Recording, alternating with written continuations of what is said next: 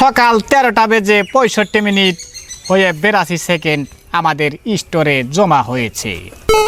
বাংলাদেশের হাড়ি পাতিলের ভিতর থেকে বিশ্ব খবর পড়ছি মোহাম্মদ খান বাহাদুর টয়লেট খা।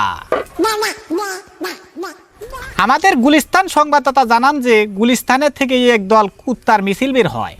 কুত্তাগুলো বাংলাদেশের প্রধানমন্ত্রীর কাছে গিয়ে বলেন, আমরা আর কতকাল ল্যাংটা থাকবো।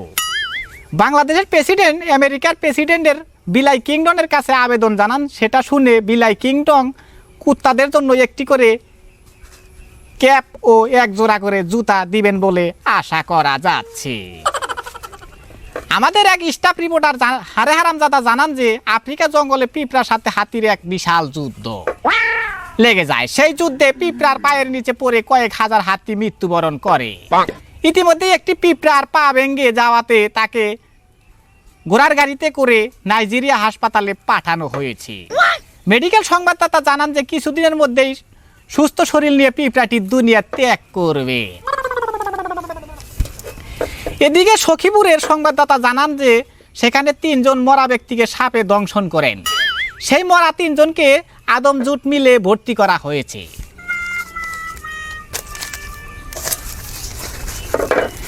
আমাদের মহিষার সংবাদদাতা জানান যে 4 জন কানা লোক 5টি সাইকেল চুরি করে নিয়ে পালিয়ে গেছে।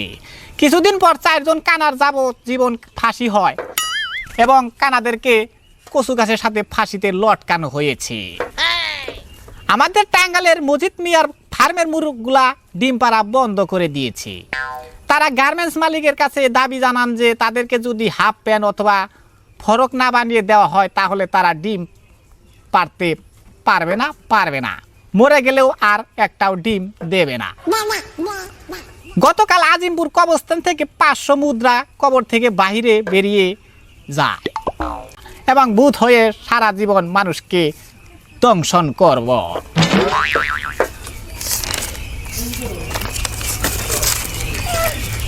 আমাদের সোহাগপুর সংবাদদাতা জানান যে সোহাগপুর নদীতে একটি চাউলের খনি পাওয়া গেছে।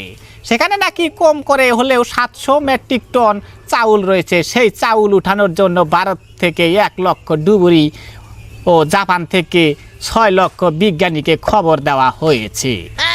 এতে বলা হয়েছে যে চাউলগুলো তুলতে পারলে বাংলাদেশের মানুষ না খেয়ে মরে যাবে, একটাও বাঁচবে না। পরবর্তী খবর পেতে আমাদের চ্যানেলটি সাবস্ক্রাইব করুন এবং লাইক দিন, বেশি বেশি শেয়ার করুন এবং কমেন্টের মাধ্যমে জানিয়ে দিন।